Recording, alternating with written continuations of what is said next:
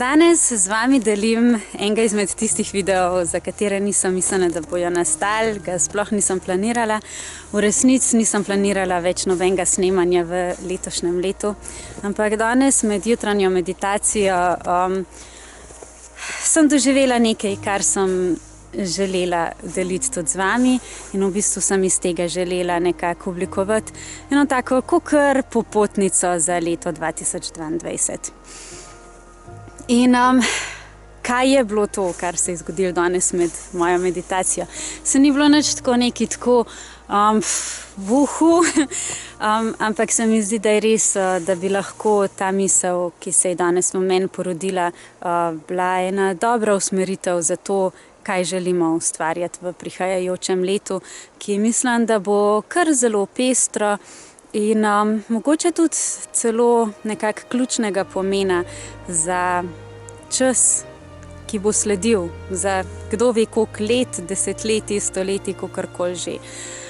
Pač mislim, da smo se zdaj nekako že vsi zavedali, da je ta čas, ki ga trenutno živimo, res en tak ključen čas, en tak čas resnih sprememb, ne tistih nekih drobcev, ki smo jih mogoče vajeni, ampak da se stvari res globoko spreminjajo.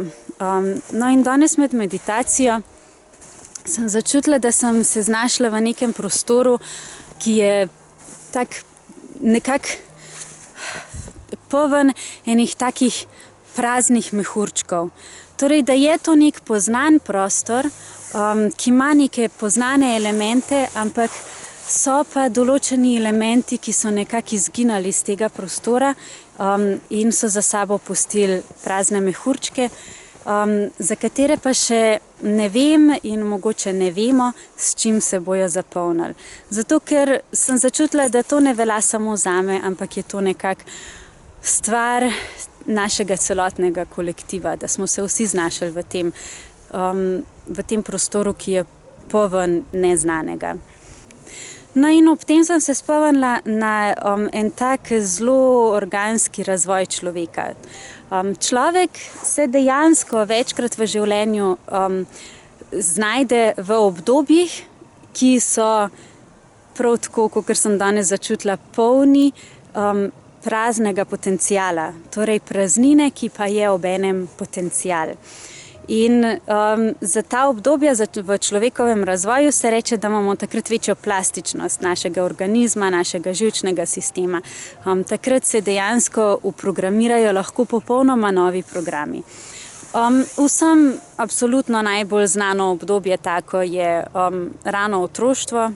Pač takrat je na splošno človeško bitje še zelo plastično za nova učenja, za res te nove programe, zato da se nekako noter vzpostavijo določene povezave, po katerih bo potem človek deloval. Naslednje tako obdobje je puberteta. Takrat pride do zelo močnih sprememb v človekovem delovanju in znotraj človekovega organizma.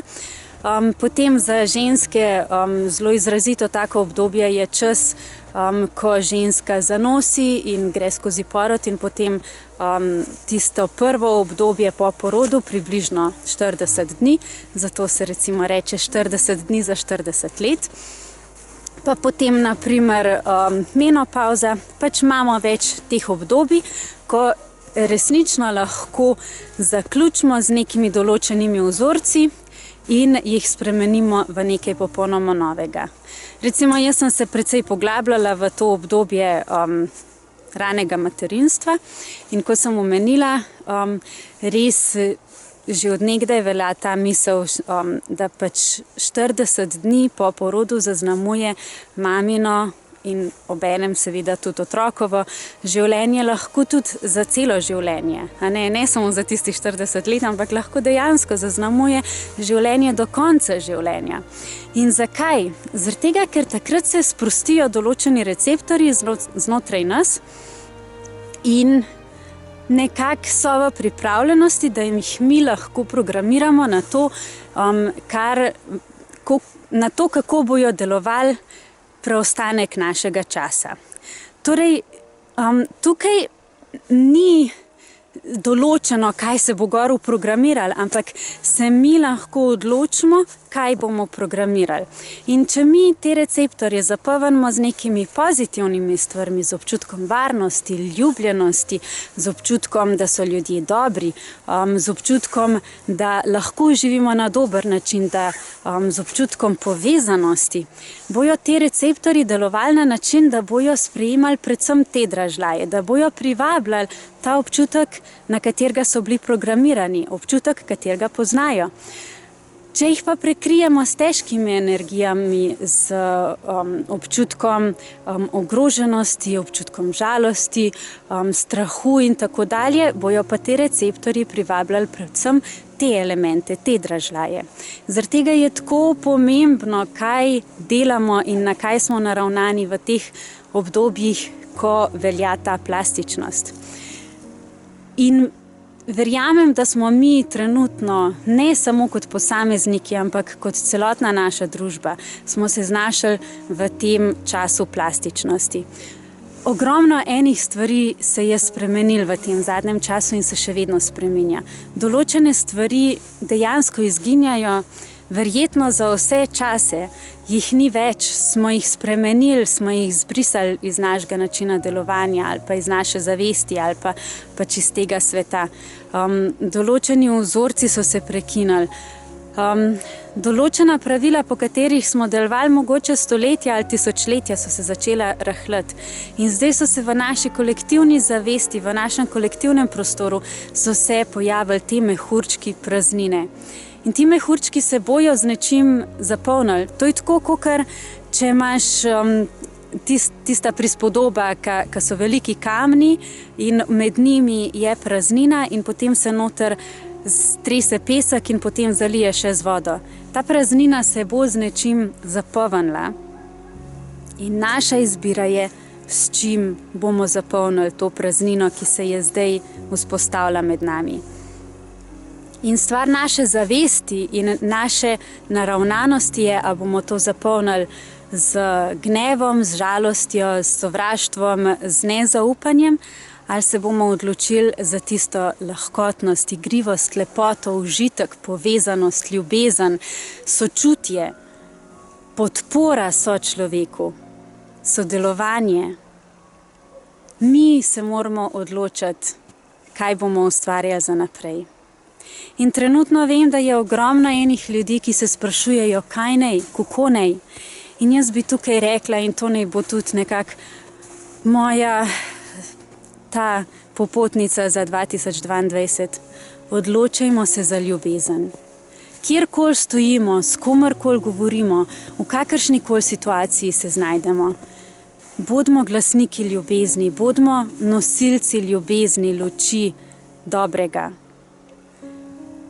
In to nam bo vedno pokazalo pot naprej. Mogoče ne takoj, ampak vsaka dobra stvar dejansko zahteva tudi nek čas, da se ozavesti, da dozori in da je kvalitetno postavljena. In podarjamo si ta čas. En izmed boljših nasvetov, ki mi jih je enkrat mami dala, ko sem bila v eni situaciji, kjer nisem vedela kako in zakaj naprej.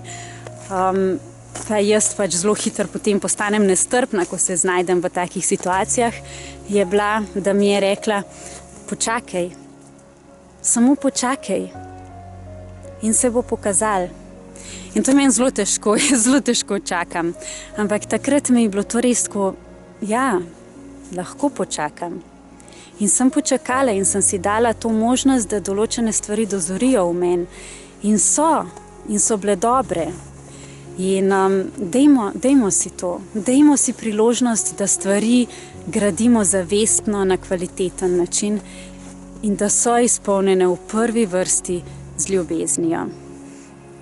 Ker čist zares velja tista misel Borisa Pahorja, edino ljubezen bo rešila človeštvo.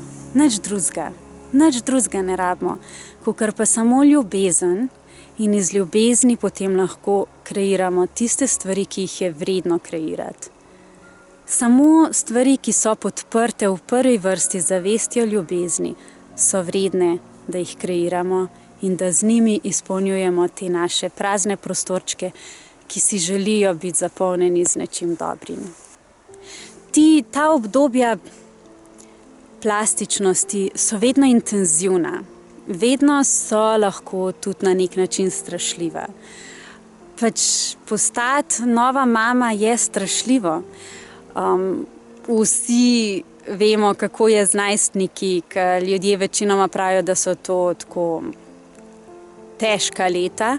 In ja, so težka, so intenzivna leta, ampak so dragocena leta. So leta, ki imajo svoj pomen, ki imajo svojo težo v razvoju vsakega posameznika. To so dragocena obdobja in zares pomembno je, da jih prehodimo zavestno, da jih prehodimo s to mislijo, da gradimo nekaj vrednega za našo prihodnost. In to, kar trenutno gradimo kolektivno, to ne bo veljalo samo za nas, to bo veljalo za generacije za nami.